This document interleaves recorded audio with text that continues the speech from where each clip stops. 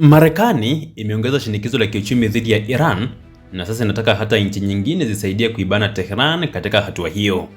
Lengo ni kuzuia Iran kupata fedha, kuuza mafuta, kufanya biashara na kutumia njia za kimataifa za kifedha. Lakini swali muhimu ni hili, je, kuibana Iran kiuchumi kutatosha kuifanya Tehran ibadilike au kusalimu amri? Kuna sababu kadhaa zinazoonyesha kwamba mkakati huo unaweza kuleta maumivu makubwa kwa Iran, lakini usifikia malengo ya kisiasa ya Marekani kuifanya Tehran kusalimu amri. Moja, Iran imezoea kuishi chini ya vikwazo. Sababu ya kwanza ni kwamba Iran imekuwa chini ya aina mbalimbali za vikwazo kwa muda mrefu zaidi ya miaka 47. Hii ni tofauti na nchi ambayo ghafla tu imewekewa vikwazo na haijawahi kukutana na hali kama hiyo wakati mwingine.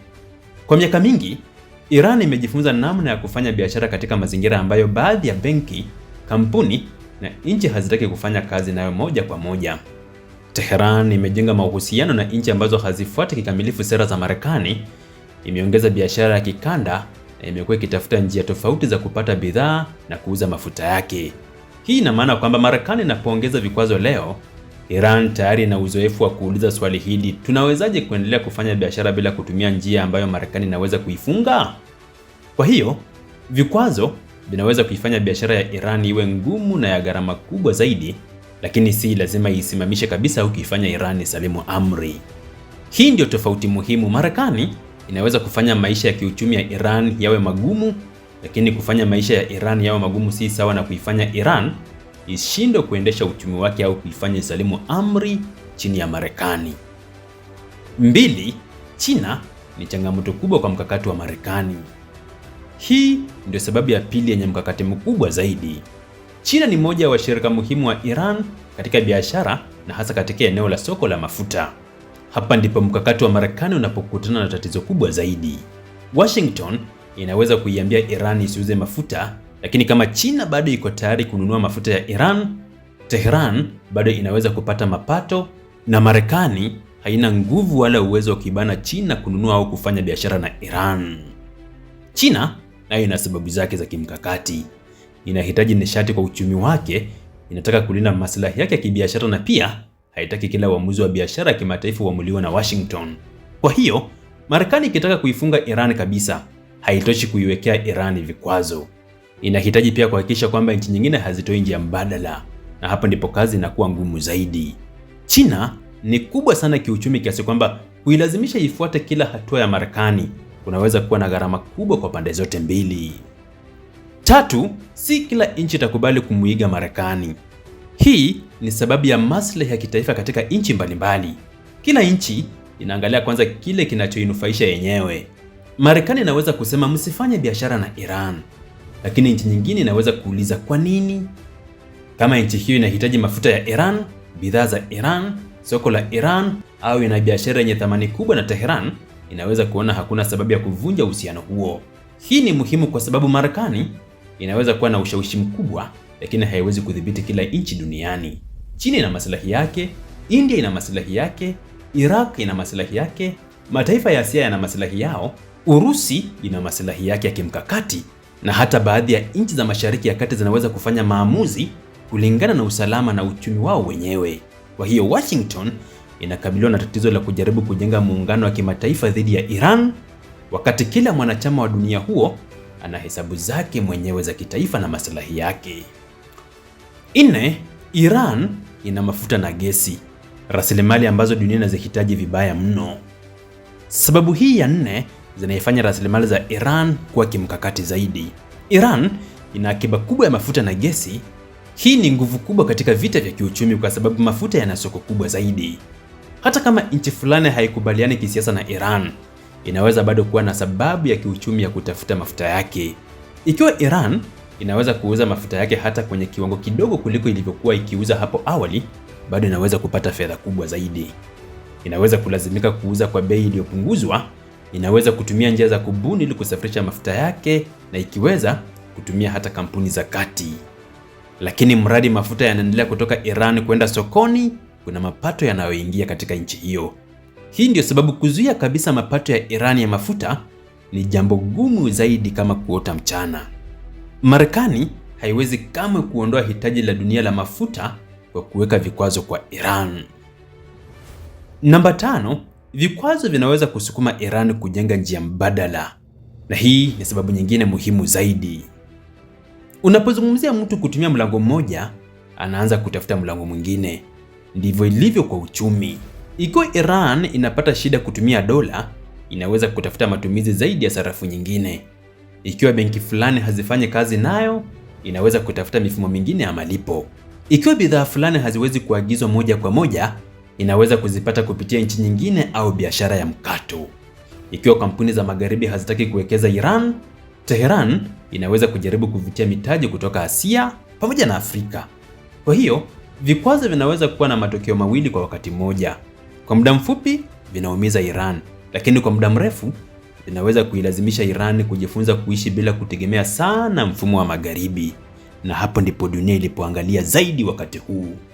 Hii inaweza kuwa changamoto kwa Marekani kwa sababu kadri Iran inavyopata njia mbadala, ndivyo baadhi ya vikwazo vinavyoweza kupoteza nguvu milele na milele. Namba 6, Iran ina majirani wengi na biashara ya kikanda. Sababu hii ya 6 imekaa kijiografia zaidi. Iran iko katika eneo lenye nchi nyingi na njia muhimu za kibiashara. Ina mpaka na Iraq, Uturuki, Armenia, Azerbaijan, Turkmenistan, Afghanistan pamoja na Pakistan, huku ikiwa karibu sana na mataifa ya Ghuba. Hii ina maana kwamba Iran haiko katikati ya bahari ikiwa peke yake, na ikumbuke kwamba Iran sio kisiwa. Ina majirani wengi, na majirani hawa wanaweza kuwa masoko, vyanzo vya bidhaa au njia za biashara kama Pakistan. Kwa mfano, biashara kati ya Iran na Iraq ni muhimu sana kwa pande zote. Hata kama biashara kubwa za kimataifa zitapungua, biashara ya mipaka inaweza kuendelea kwa namna fulani. Hivyo, kuifungia Iran kabisa ni jambo gumu zaidi. Unahitaji si tu kudhibiti benki kubwa, bali pia kufuatilia mtandao mkubwa wa biashara unaopita katika mipaka mingi, ambayo ni jambo gumu zaidi.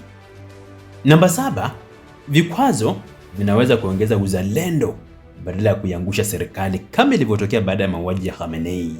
Hii ni sababu ya kisiasa zaidi. Marekani inaweza kudhani kwamba matatizo ya kiuchumi yatawafanya wananchi wa Iran kuishinikiza serikali yao ikubali masharti ya Washington. Kosa lile walilofanya baada ya kudhania kwamba wakimua Khamenei, basi nchi na utawala wa Iran utaporomoka. Lakini kilichotokea baadaye ni kuongeza motisha na uzalendo. Serikali inaweza kuambia wananchi kwamba matatizo yao yanatokana na shinikizo la Marekani. Badala ya kusema serikali yetu imeshindwa, baadhi ya wananchi wanaweza kuona kwamba nchi yetu inashambuliwa kiuchumi kutoka nje.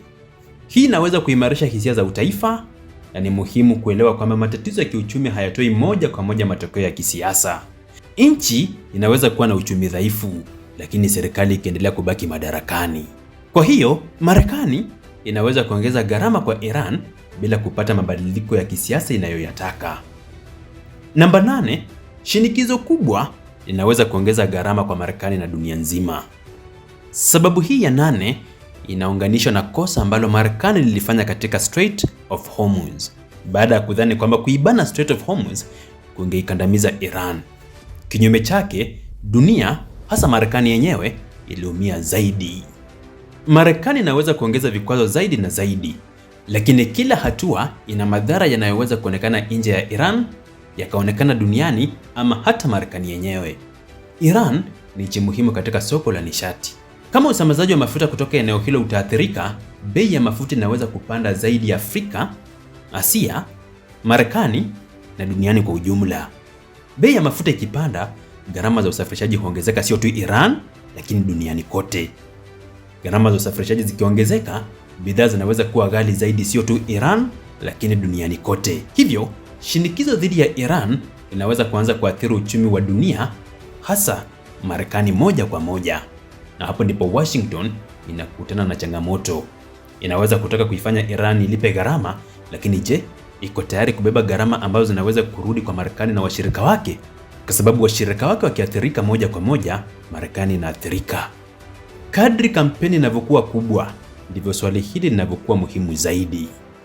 9, shinikizo hili linaweza kuongeza ushirikiano wa Iran na China, Urusi na nchi nyingine.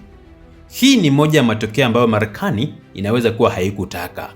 Pengine Marekani ilifikiria kuipiga Iran, kuipiga Venezuela ni kuimaliza BRICS nguvu. Lakini kinachotokea kinaweza kuhamasisha nchi nyingi kujiunga na BRICS na kuweza kufanya BRICS kuwa muhimili muhimu na wenye nguvu zaidi duniani.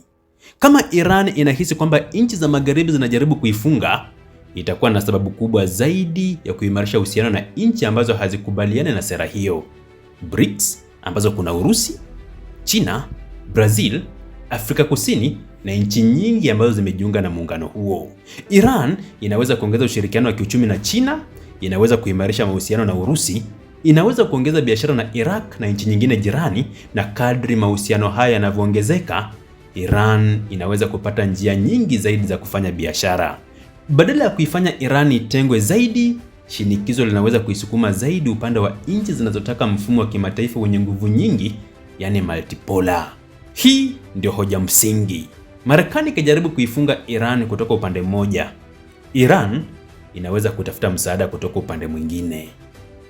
Na namba 10, kuumiza uchumi wa Iran si sawa na kuifanya Iran ni salimu amri.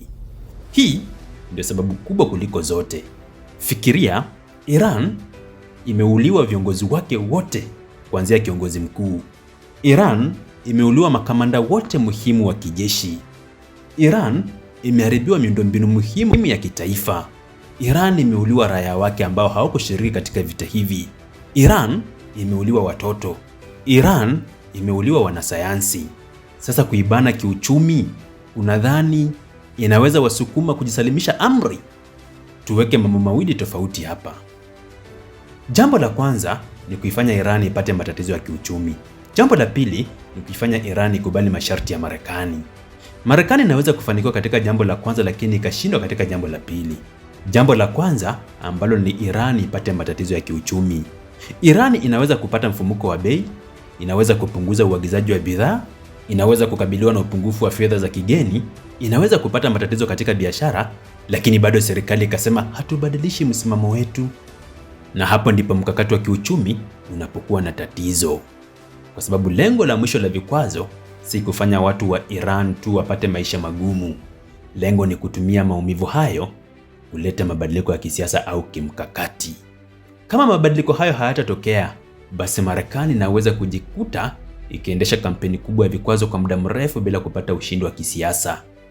Sasa kampeni hii utailinganisha na kampeni ya kiuchumi ambayo imedumu kwa zaidi ya miaka 47.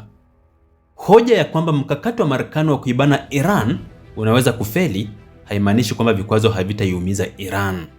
Vita hivi vya kiuchumi vinaweza kuwa na madhara makubwa, lakini kuna tofauti kati ya kuumiza uchumi na kuilazimisha serikali kubadilisha msimamo wake. Iran ina uzoefu wa vikwazo, ina rasilimali za nishati, ina majirani wengi, ina uhusiano mkubwa na China na Urusi, na inaendelea kutafuta njia mbadala za biashara na fedha. Wakati huo huo, Marekani haiwezi kuhakikisha kwamba kila nchi duniani itakubali kuvunja mahusiano yake ya kiuchumi na Iran. Kwa hiyo, kama Washington itataka ushindi wa haraka, mkakati huu unaweza kukutana na changamoto kubwa zaidi.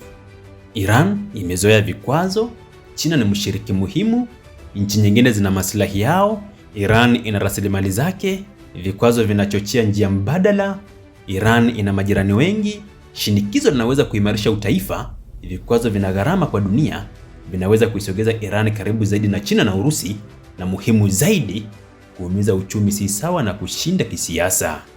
Kwa mtazamo huu, changamoto kubwa kwa Marekani si uwezo wa kuibana Iran, bali ni uwezo wa kuibana Iran kiasi cha kuifanya ibadilishe msimamo wake bila kuzidisha gharama kubwa zaidi kwa Marekani na mfumo mzima wa uchumi wa dunia.